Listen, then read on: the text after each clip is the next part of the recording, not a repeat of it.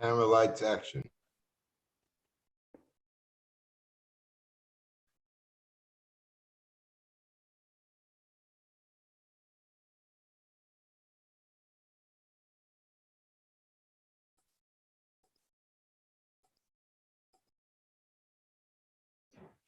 Okay, good morning, Hemshech Ayin Beis, volume 3, page 1211.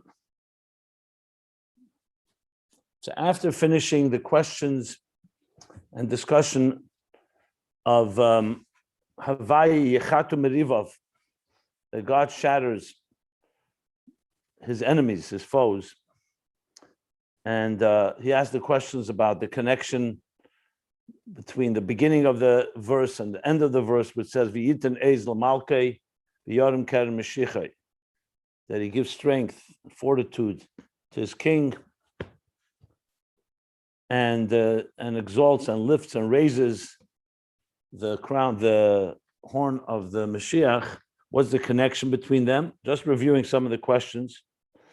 Went into the topic of the two levels of Havai del Tata, Havai del Eila regarding Muhammad, where one is engaged in battle, the other is above battle and is able to eliminate the enemy, like Havaya Yechatu Merivav, Yechavaya and their Yechatu, and the rest of the expressions Vayitan are all Lashon Asid. So it means, because in the future will be the primary time when the revelation of Havaya de Le'ela will be there and eliminate all negative forces. Okay? It'll all be Lasid Lave. As we know about Yitzchak, is 8 times Havaya. The 8th Havaya is Havaya de Le'ela, the 8 strings of the lyre, which is also refers to the level of the 8th level of Havaya, which will be Mashiach's Kinnur. The words Kinnur is Ner Chavav, which is Chavav is the gematria of Havaya. And we learned about in the parentheses that Rosh Hashanah is this revelation as well, the revelation that from Havaya de Le'ela that enables the erasing and the forgiveness of the iniquities and sins. And then finally, the end of the paragraph on top of page 1211, he spoke about how this is also connected in the future. Mache Emcha. Emcha, again, Lashon Asid, and Emcha, that God himself, Havaya de Le'ela, will completely eliminate and erase the Amalek, more than we can achieve from below, which is Mache, what we do through our Aved. But the bottom line is, so all this is indicating that level. Then he asked a question, which remained a question, and that is, but isn't Lasid Lavi also transformation of the enemies, which is higher than just eliminating them? Epech vayapech Hashem Elekecha, which is more than just rejecting or putting aside or eliminating. So if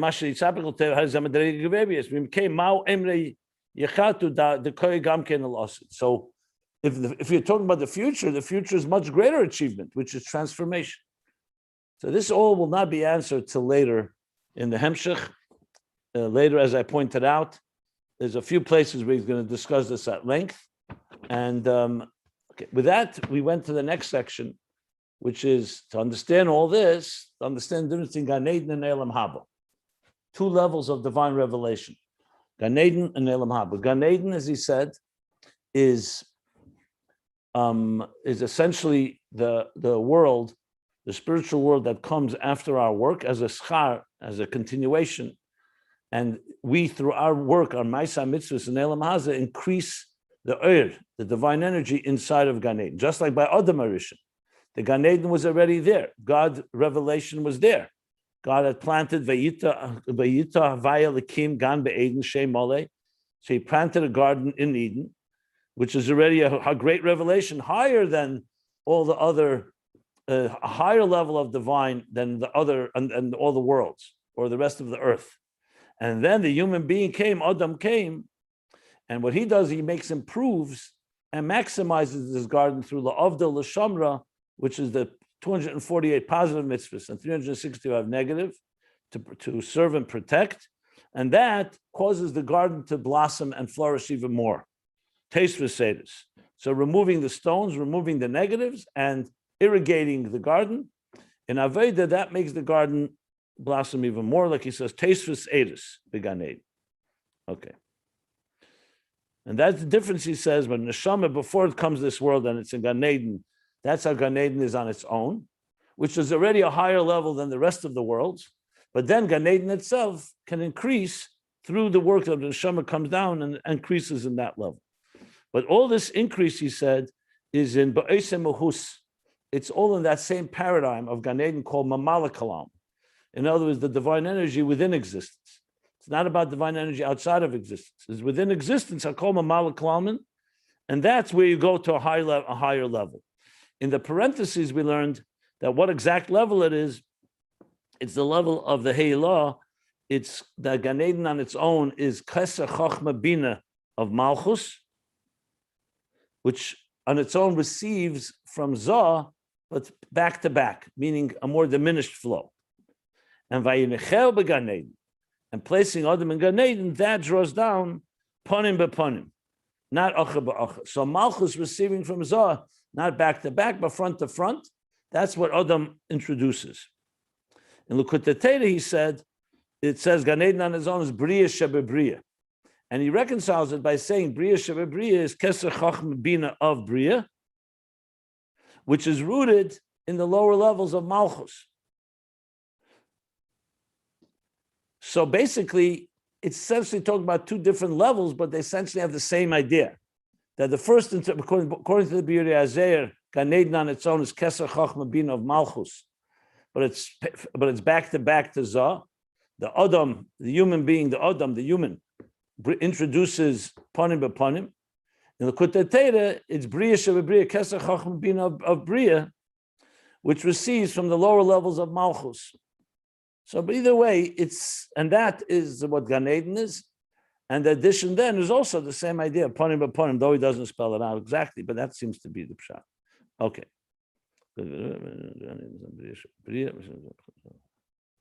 That's where we stopped. I want to just add one thing, which I was considering whether we should learn it inside, but I chose not to. You can look it up yourself. The paragraph before about Havaya Yechatum Merivov is cited in my Maimorim of the Frierdiker Rebbe. Remember in the last volume 2, in the end of volume 2, we went back and forth between the Ayin Beis and the Maimorim of Tafresh Pei Beis, where the Frierdiker Rebbe takes the Ayin Beis and develops it further. So the same thing is here. This paragraph of Vayechatem Merivov, it can be found in the Frierdiker Rebbe's Maimon Tafresh Pei. Isn't Tzadik Dalet? No. Tzadik Dalet, we did that earlier with the Yesh Ayin and Yesh. That was Tzadik Dalet. Later in Ayin Beis, we did Pei Beis, Tafresh Pei Beis. So yes, a lot of Ayin Beis is developed by the Frierdiker Rebbe. There's more even. There's Tafshin Dalet, Tafshin. We haven't learned it all inside. Tzadik Dalet we learned inside. The Pei Beis we learned inside. This piece, Havaya Yechatem Merivov, is in Tafresh Pei Tes. So now it's another Maimer, a Rosh Hashanah Maimer, Tafresh Pei Tes, which was later reprinted in Tafshin Vav. So Tafresh Pei Tes Rosh Hashanah would be essentially 1928, because it's Rosh Hashanah, so the English year didn't change yet. So it was Tafresh Pei Tes 1928, September. And then in Tafshin Vav, that would be 1945, Rosh Hashanah 1945, which is a reprint of Tafresh Pei Tes, which was not uncommon in those later years when the Frierdiker Rebbe was not so well and didn't say new Maimorim. So often what was done was Maimorim earlier were reprinted. Like even the famous Basa Legani that we know is not a Maimer that was originally delivered or written in 1950 in Tafshin Yud, but it was actually from Tafresh Pei Gimel from 1923. That's the Rebbe printed, right? Excuse me? The Rebbe printed. The Rebbe was the publisher, but it's Maimorim of the Frierdiker Rebbe. Yeah, but the Frierdiker Rebbe said many Maimorim. After Tafshin Daled Be'erech, 1944, the Frierdiker Rebbe was not able to say more. He didn't say new Maimorim. So the Rebbe made the decision. Not necessarily. How do you know? Maybe the Frierdiker Rebbe made the decision. I'm asking. I would assume the Frierdiker Rebbe made the decision. You know, I'm sure that the Rebbe implemented it, but we don't know what was going on behind the scenes. So after 1944, approximately, I never found out the exact date. The Frierdiker Rebbe, what did was they started taking maimorim that were said in earlier years. Actually, Tafshin Dal, Tafshin A probably is still taking from Ayin Beis. Frierdiker Rebbe edited it. And then I think Tafshin Vav, like I just said, Tafshin Vav is for sure Rosh Hashanah is Tafresh Peites. And the same going forward this year were maimorim from earlier years. So so now this Havaya Yechatim Merivov is a mimer from the Frierdiker Rebbe, Tafresh Peites and Tafshin Vav, and it's literally word for word from Ayin Beis with additions. I'll just share one or two additions just to I just posted it for everybody's knowledge. I just posted it in the WhatsApp group, the mimer. I just posted it. Tafshin Vav. Hashem Yechatu. I would have posted the Tafresh Peites because it has footnotes and it's a later version. Okay. Yeah. I don't have that one. Okay. I can go find it. No, that's all right. It's the same mimer, except it has footnotes and a little more detail. It's a later version. I'll upon him. So I'll add some stuff from there right now, which I alluded to yesterday, but it'll just help understand something. And then we'll continue learning inside. And that is the Gemara in Bracha says that Tfilas Chana, remember we said this is Tfilas, the prayer of Chana, which is the Pasuk Havaya Yechatim Merivov, and the rest of the verse are from Chana's words in her prayer to Hashem. And we say it in the Haftarah of Rosh Hashanah, which is why it's a Rosh Hashanah Maimer in Tafresh Peites and Tafshin Tes. Now, she mentions in that tefillah 8 times the name Askara. It's called the Ches Pomim, the Ches Askaris. 8 times the name Havaya is mentioned. The last one is Havaya Yechatim Merivov. So though the Rebbe Rashab doesn't say it explicitly, in Tafresh Peites and Tafshin Vav, he explains it explicitly, that the 8th one is Havaya Yechatim Merivov, which is why it's called Havaya de La'ela. So here, he just right away said the first time we hear about 8 Havayas, and the highest 8th one is by Yitzchak. But the truth is, when you look at the Pshat in Havaya Yechatim Merivov, the Havaya Yechatim Merivov is 8th Havaya. So just adds a little, which when we learned here, it didn't say it explicitly, but that's what it says there. Okay. And that's Havaya de La'ela, which is, it brings, of course, the kinner there. He discusses at length as well, which here he only very brief. He discusses at length there this whole idea of Lashon Asid, that Yechatu is in the future, but he actually says that it's both in the future and in the present. Since you posted it, I'll so there's a longer riches, 1 second. There's a longer riches where he says, let me just see.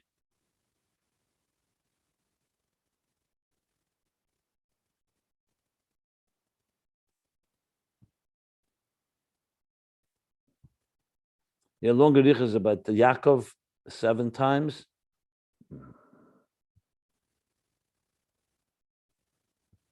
Okay, that's all I wanted to really add. So let's now continue on where we are here. The kingdom went from 10 to 8. We go from 10 to 8. So that seems like everything's like focusing on 8 now, whether it's from higher or from lower. It's very interesting. What are you saying? He says 7 and 8 here. 10 won't be discussed later. 10 is a different thing. He didn't say, what did he say? No, I was talking about the kingdom, no? What was the kingdom? He says 7 and 8. Oh, 7 and 8. Same as Jacob and Yitzchak. Okay. Right. There actually is going to be a kinner of 10 strings, but that will be discussed later in the Maimar. Okay.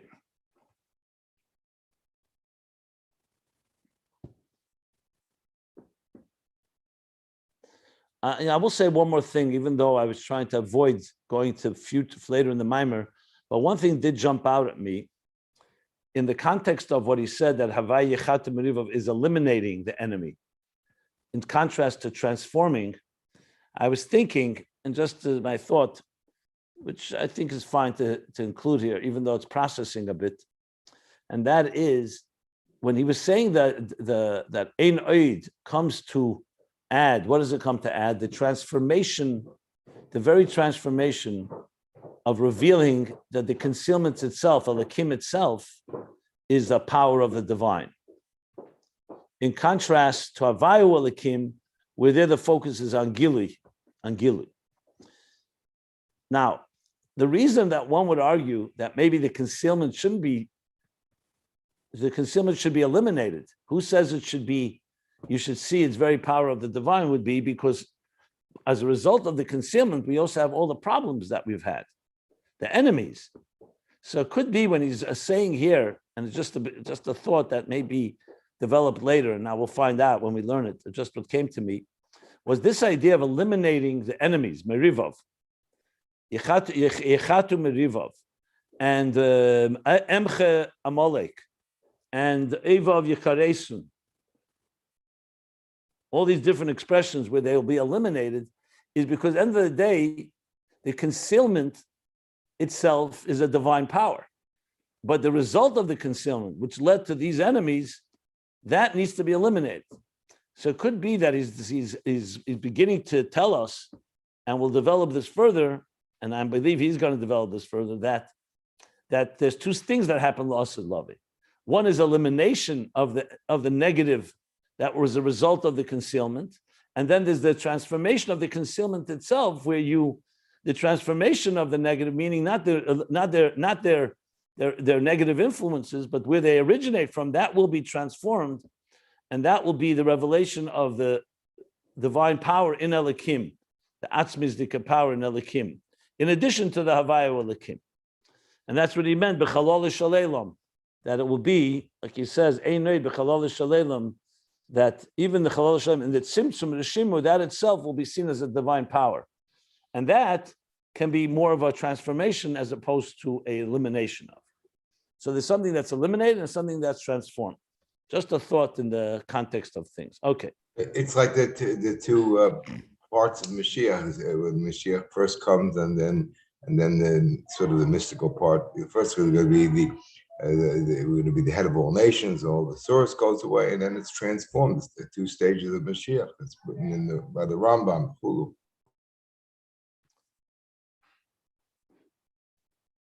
Okay. So I'm going to continue learning now inside. We are 2/3 down of the page of 1211. I believe it's all been posted at ayinbeis.com. If you want to look there. And he says like this now. After explaining now that Gan Eden has two stages. There's Gan Eden on its own, created by God, which is already a higher revelation than the rest of the worlds, because it's Vayita Havaya Lekim Gan Be'eden.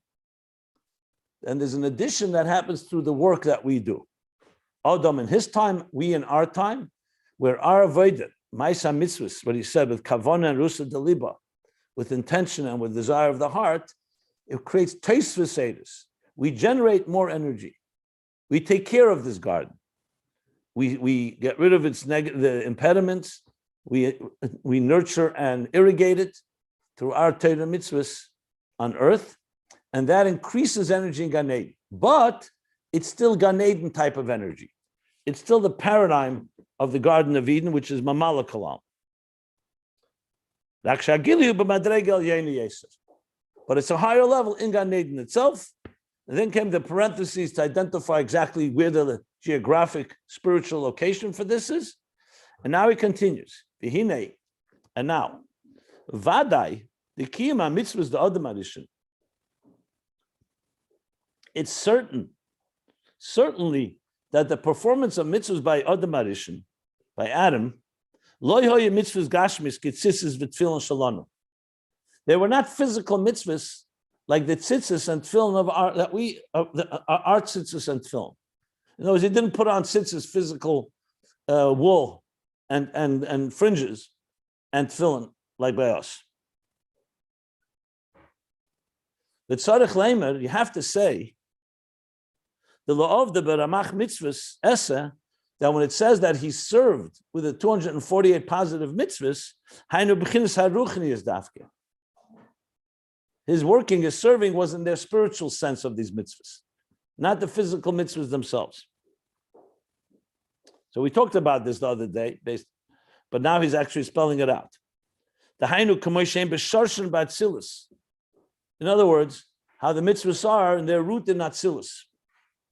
So every mitzvah in Gashmi, like everything in physical, evolves from the spiritual. So for example, tefillin.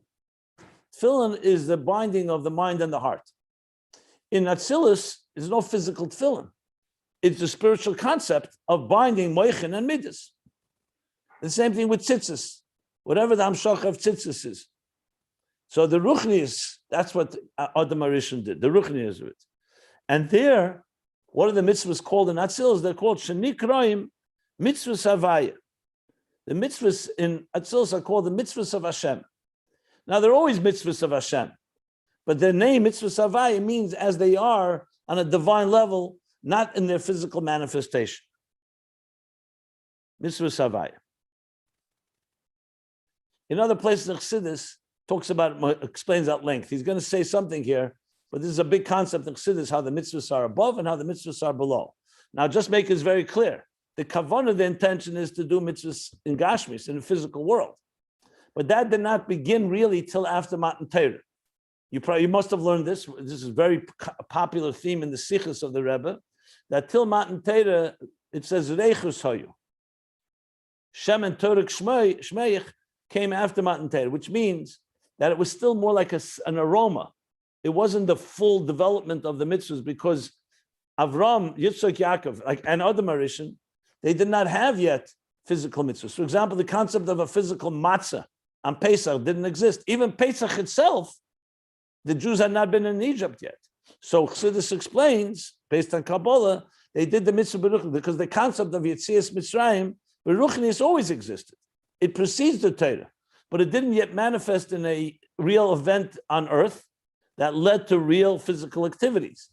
So, for example, when it says in Zohar that when Yaakov was breeding the sheep of Lavan with the rehitim, he used the different rods and the different colors and the different images in order to breed different types of sheep, spotted sheep, speckled sheep, and so on. This was rehitim, was the avodah of tefillin.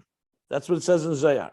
So he didn't actually put on tefillin, but he did something that was equivalent to be mamshir the ruchnis to kamshach. So a mitzvah basically has two sides to it. There's physical activity, what we do, we actually do, and it's spiritual energy that it draws down. After Matan Torah, you do it through actions or mitzvahs, whatever the mitzvah may be. Each mitzvah has its own particular properties and rules.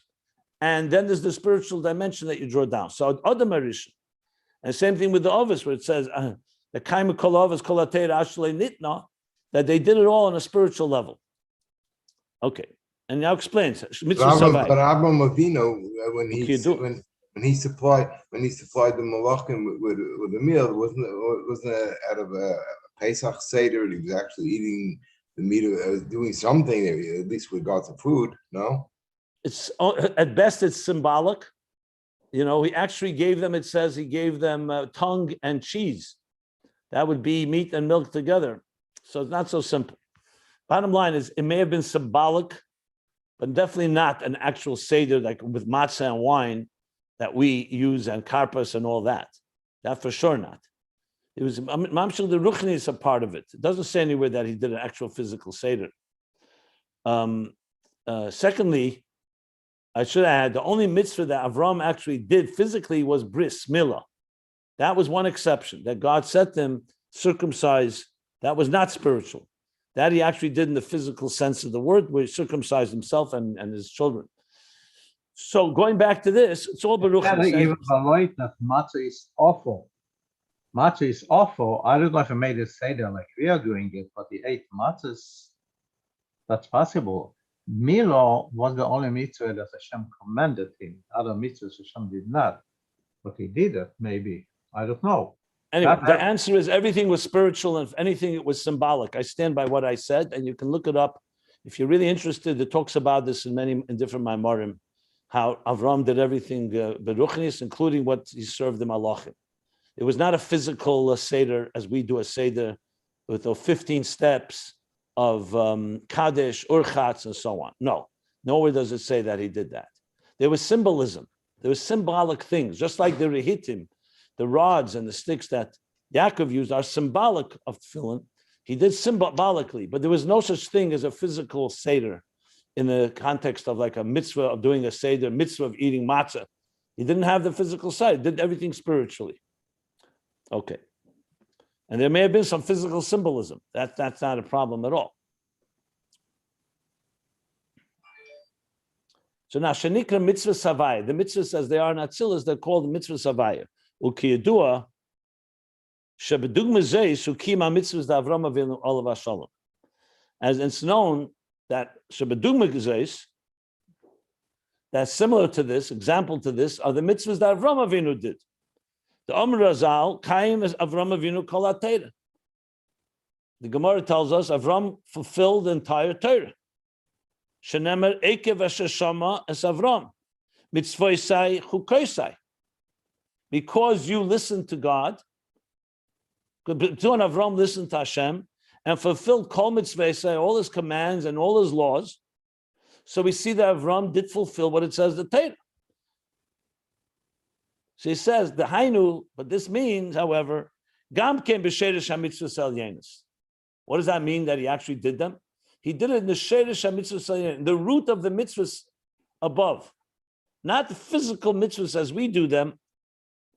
How the mitzvahs are above in a spiritual state. So, like I explained with tefillin, same thing with tzitzis, the same thing with every mitzvah. Primarily in Ruchnis. There's Sfarim that talk about this. Did they keep Shabbos, for example, as we keep Shabbos? Did they avoid the 39 melachos? Did they do all the things that we do? So there's discussions about this. Even if they did, it was only not as a command, but because they were sensing that this is a special day, and therefore you are in a more spiritual state on this day. But the mitzvahs that we have formalized, as we know them, came after Matan Torah. Bottom line, these are all on spiritual levels. The Eichev Shalemer, and the Rebbe Rashab explains. This is also from other Maimarim. Chassidus talk about this in a number of places. Because Eichev Shalemer Shekai Mitzvahs Tefillin B'Dalet Parshish Kishalonu Sheniska Behem Yitzias Mitzrayim. Because how can you say that he fulfilled the mitzvah of Tefillin with the 4 parshas, the 4 chapters inside the Tefillin that talk about Yitzias Mitzrayim. Yitzias Mitzrayim didn't happen yet. So in our Tefillin, there's actually the parchment says the 4 parshas, V'haya Yivyecha, and all the 4 different chapters that talk about how the Jews left Egypt. You can't. How could you say that Avram Avinu did that? That he had physical parchment that had this story of Yitzias Mitzrayim in it. Ukahai Gavna. Kol ha-mitzvahs shen zeich l'yitzias Mitzrayim. And similarly, all the mitzvahs that are a remembrance, a commemoration to the exodus from Egypt, or the mitzvahs that are dependent on Eretz Yisrael, Trumas and Meiser, for example. Truma and Meiser, these are the different mitzvahs connected to, or Shemitah, Yovel, and so on. These are mitzvahs connected to coming into Eretz Yisrael, settling there, and then there's rules of what you're supposed to do with the first fruit, and who you give it to, the truma to the kohen, and meiser to the different types of meiser, etc. So all the mitzvahs atluyim ba'aretz, and the mitzvahs that are zeichel Yitzias Mitzrayim could not have happened yet in a physical sense because those events didn't happen. So how do you explain what the Gemara says? What we know that the Avos, Avram and Adam, and they fulfilled all the mitzvahs. Rak shekayim kol mitzvahs k'moshem b'shorshon l'mayla b'atzilus. So we have to say that the way they did it, they performed all these mitzvahs the way they are in their root, in above in Atzilus, which is actually where they're all rooted, the mitzvahs. Because the mitzvah of tefillin, even though it has in it the 4 chapters, but the spiritual level, it's about binding your heart and mind to God, and other things that tefillin are mamshich. So in other words, they kept the mitzvahs, but not as we keep them today. Basically, is what he's saying, because they did it in spiritual levels, the way they are in Atzilus, called Mitzvos Havaya.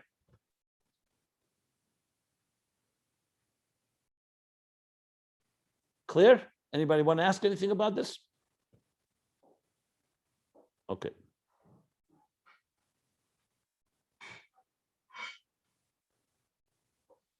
Well, the Fizeh, according to this, that there's a distinction between the mitzvahs of Adam in Gan Eden, and our mitzvahs today, the Fizeh, Yesh Lahavin.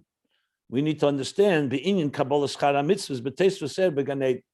We need to understand what was discussed till now, that the additional energies that we draw into Gan Eden through, as a reward, through our mitzvahs.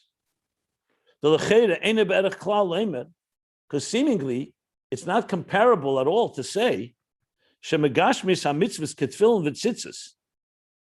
from the physical mitzvahs, like tefillin and tzitzis, with physical wool or physical parchment, which is respectively the tzitzis and tefillin, not comparable at all to say this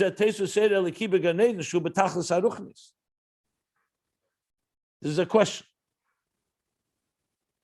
That from that should come an additional divine energy in Gan Eden, which is utter spirituality. In other words, that physical actions should add spiritual energy. How do we explain that? This is like this is a run-on type of, it's not really a full question. He's just clarifying something through this long. Unless you say, in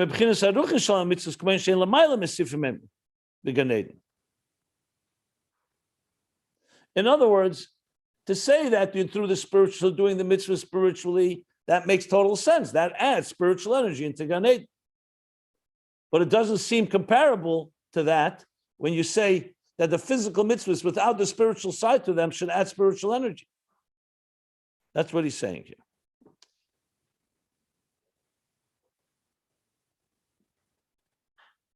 So let's read on, because is this a question? Is it an explanation? Because right now it's like, in other words, what are we saying? That the Adam added more energy than we do through our mitzvahs? So clearly he's saying, no, our mitzvahs have both qualities. We do the physical mitzvah, but we also have the spiritual side to them. But let's see how he's going to explain it. So I don't want to say anything definitive, but in case it's not clear, we're still in the middle of the paragraph. Ukiyadua. And now he's explaining. So in other words, we have to say that it's due to the spirituality of the mitzvahs that it adds energy in Gan Eden, because we're talking about spiritual energy. As it's known, the intention of mitzvahs, the Kabbalah schar for the intention, not the maisa. There's the action, there's your intention, the kavanah. Where's the schar go? Where's the energy generated there? In Gan Eden Elyon, the higher Gan Eden. Val maisa mitzvahs, and the action of mitzvahs, haschar began Eden atachten. The reward and the divine energy that it generates is in the lower Gan Eden. So you see from this that you are adding energy in Gan Eden, but the kavanah, which of course is not physical, is in the higher Gan Eden, and the maisa mitzvahs is in the lower Gan Eden. Ubelekut Teira sham, and Lekut Teira there above. Lekut Teira is referring to in the last parentheses. Dibra Maschal Bamidbar Sinai Ba'el Mayid, where he talks about Gan Eden is Bria Sheba Bria. So the Rebbe Rashab says, in that Lekut Teira it says, the Gan Eden atachten sheidei aveda lamayla megan Eden elyon mitzaratzmo. Okay, that's a little twist here. That through aveda Gan Eden atachten is higher than Gan Eden Elyon on its own. In other words, remember we learned earlier that there's Gan Eden on its own, and then how it's increased energy and in abundance through work, through avodah, through service. Now let's break it down. There are two levels of Gan Eden. They both on their own are a certain level. Gan Eden Elyon on its own is higher than Gan Eden Atachten on its own. But the Alter Rebbe says in Lekut Teira that avodah that generates more energy, Gan Eden Atachten, makes it higher than Gan Eden Elyon as it's on its own without avodah. He just adds that here. Why he adds that here, I'm not sure, but clearly it's important to the subject matter. But I'll reserve explaining that until we finish the subject. So, but that's what he says in the parentheses. So, two things I said. The kavanas hamitzvos leads to more energy in Gan Eden Elyon. Ma'aseh mitzvos leads more energy in Gan Eden Atachten. And another in the Likutei Torah he says that avodah in Gan Eden Atachten is higher than Gan Eden Elyon on its own. Now, obviously, Gan Eden Elyon with avodah is higher than Gan Eden Atachten. That goes without saying, but that's obvious. But he just makes that statement. The power of avodah, how much avodah really adds, to the point that avodah will add. We make it higher, Gan Eden Atachten higher than Gan Eden Elyon. Okay. Continuing on, as I said, we're in the middle of the subject, so let's see what he's going to say. But who ikar hakabola schar? Top of page 1212. And that's the primary reward that we receive. What is it seems to be saying that the primary reward is the Mesifim Gan Eden, the Ruchnius. That's what it looks like he's saying. Let me just read it again.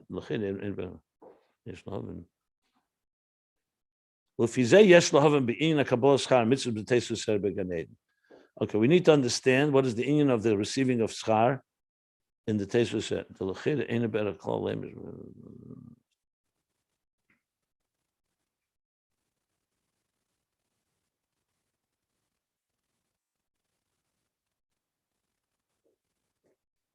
Okay, what he said so far, it seems that to add in Gan Eden, you need to have also the Ruchnius part, not just the Gashmizdika part.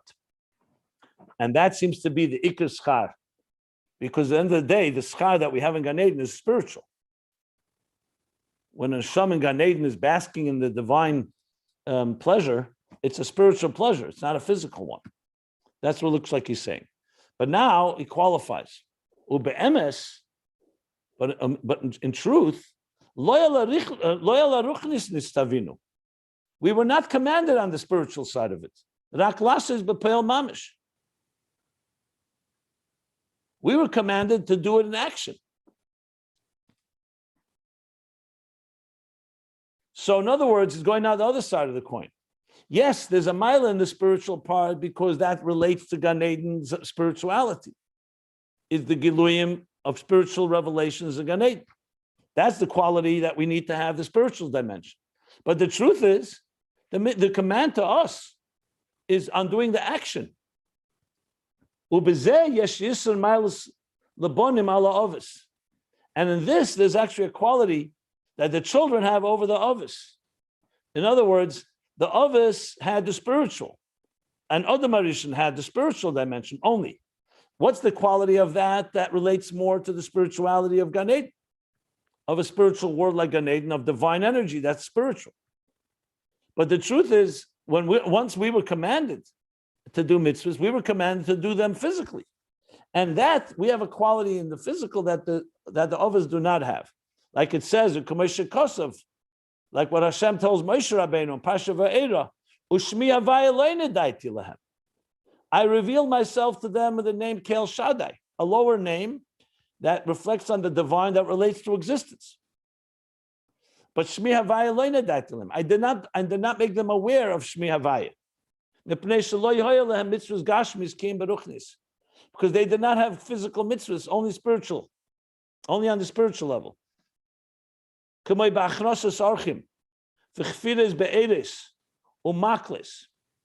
Like in the work they did, greeting guests, digging wells, and maklis, that's what I was referring to before, the maklis, the sticks, the rods. So all of these were all ruchnis inyanim. When they dug the wells, yes, they physically dug a well, but their main kavanah with that was a spiritual hamshachet. The maklis, the rods I explained before, were reflective of tefillin, but they're not physical tefillin. And achnos sarchim, it seems to be, even though achnos sarchim is a mitzvah today, and it's also a physical mitzvah, you're inviting guests, But the truth is, Avram's chesed was not about the physicality, it was about drawing down chesed of Atzilus. That's what it says in other Maimarim. So they did everything on a spiritual level. V'im kain. And according to this now, now, once you take this into consideration, the power of an action, so then the primary schar is not the spiritual schar, but it's on the not on the kavanah and the spiritual side of the doing the mitzvah, but on the actual mitzvah b'pel mamish dafka, specifically in the action of execute it on an action level, an actionable level. V'im kain, says the Rebbe Rashab, if that's the case, now that he brought both sides of the coin, the spiritual side, now he talked about the physical. So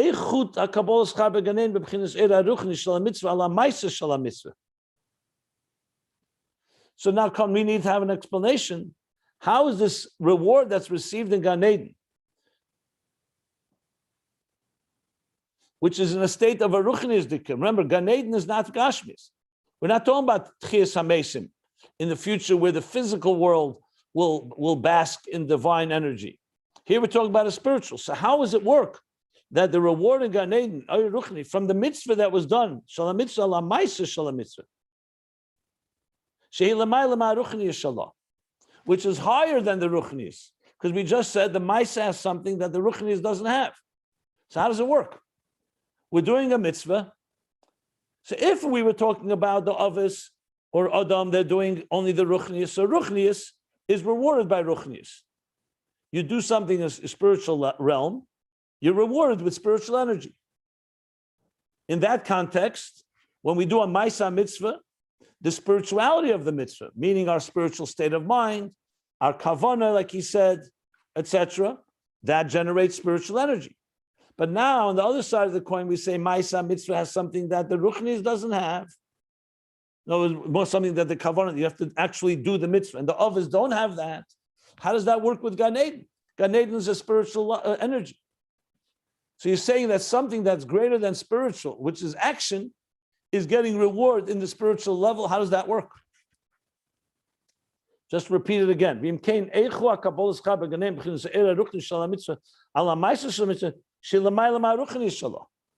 said the Maisa is greater than the Ruchnis. Not the way he first explained the Mile of Ruchnis. Now it's greater. So how does it work? So what is Gan Eden's relationship with our actions? You can say our spiritual part of our mitzvahs has a relationship. What about the actions themselves? The reward for a mitzvah is a mitzvah itself. The very mitzvah itself. So I think what he's saying is that fine, if the Ruchnius responds to Ruchnius, but the Maisa mitzvah, the reward for the very Maisa mitzvah is something that's greater than Ruchnius, because action of mitzvah reaches a place that's higher than what the Avos did, which was on the spiritual level. That's what the Rebbe Rashab says. So it's a little dense and in very brief language, but I'm explaining it. It's how I understand it. There may be other ways to explain it, to be very honest, but it seems to me that's what he's saying here. And it fits very well, because remember, at the end of the day, we're going to learn that what is higher, the guf or the neshama? We learned earlier that today the neshama is higher. In the loss of Lavi, the guf will be higher. And the guf will feed and sustain and nourish the neshama, like we learned. That's the advantage of Einoid. Havaya Elikim, Havaya is higher. Loss of Lavi, Elikim will be higher. Elikim itself will elevate. The Laila itself will radiate with a higher power that's higher than the power of neshama. So it looks like this is where he's going in that direction. So initially, Ruchnis is higher than Gashmis. But now we learn that Gashmis has something Ruchnis doesn't have. So then what does Gan Eden fit in here? Gan Eden seems to be a spiritual realm. And how does the Maisa Mitzvahs work with that? How does the action, the Gashmis, work with something that's Ruchnis? So Ruchnis and Ruchnis, as I said, work together. So how does the Maisa Mitzvahs play into the context of Gan Eden? Now, I'm sure we'll understand this a lot better when we learn further and we go deeper into it, especially as he explains it further. But this is what it seems like he's going right now. So right now it's not resolved. This is a question on the table, or that needs explanation. And I see the next paragraph, which is starts with a parenthesis. I'm wondering where the parenthesis ends. Okay, we'll find it. Okay, where does it end? Is it the whole paragraph? No, probably here. Only it's a long parenthesis, but I'll stop here to see if anybody has any questions or would like to clarify anything. So it's clear. So what we've learned so far, now I'm not saying the subject is clear because it's clearly not yet explained, but this is what the Rebbe Rashab is saying right now. It's a very powerful proof that Gashmias has some power that Ruchnius doesn't have. It was I mean, as a lawyer, it was a beautiful proof he brought. Logic from the logic.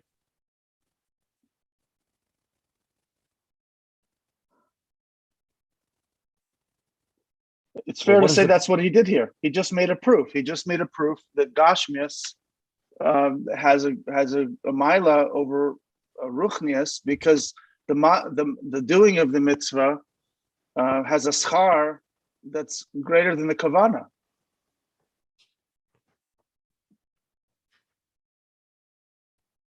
Right? Okay, good. Well, I don't know if he proved it. He stated it. He stated that the Maisa mitzvah, like he says, we were commanded on the Maisa mitzvahs.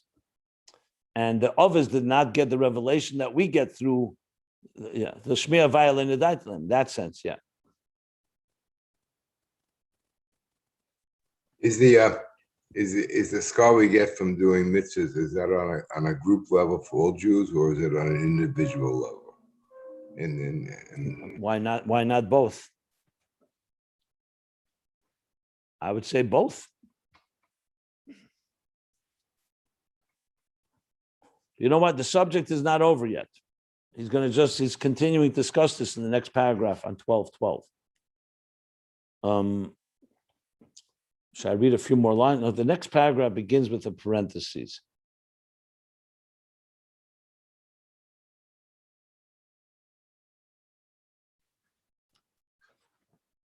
I think he's going to qualify. And I'm not going to learn inside. I'll just say a little introduction. Remember, at the bottom of the page, 12:11, he brought from that the kavana mitzvah draws down the reward in the higher Gan Eden. The action draws the lower Gan Eden. So I think he's going to qualify that now in this parentheses, that the Maisa mitzvahs, we learned, brings down additional energy in Gan Eden Atachten, the lower Gan Eden. I think he's going to discuss the difference between the two levels of Gan Eden now, the next section here. That's what it looks like. But I'll start it tomorrow. I don't want to start right now because we're going to just learn a few lines. It'll be middle of nowhere. So I think what we'll do now, unless somebody has more questions, we'll conclude here. The parentheses, just for the record, goes around 30 lines.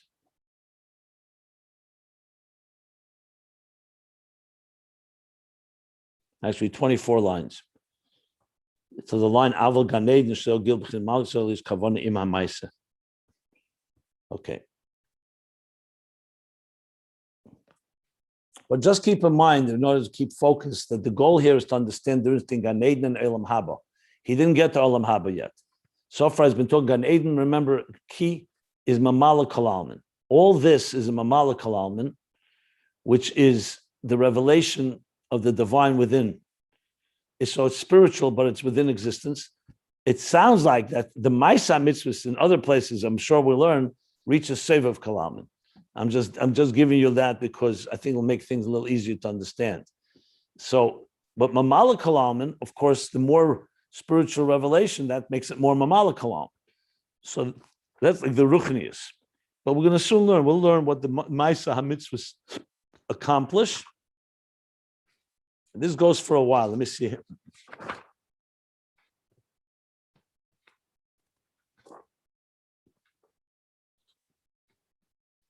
Yeah, this is quite a while. Gan Eden continues to be discussed all the way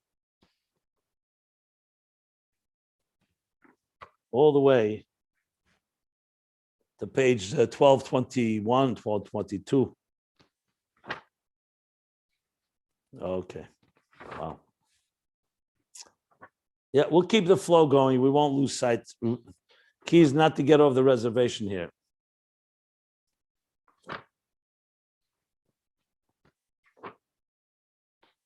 I'm just looking ahead.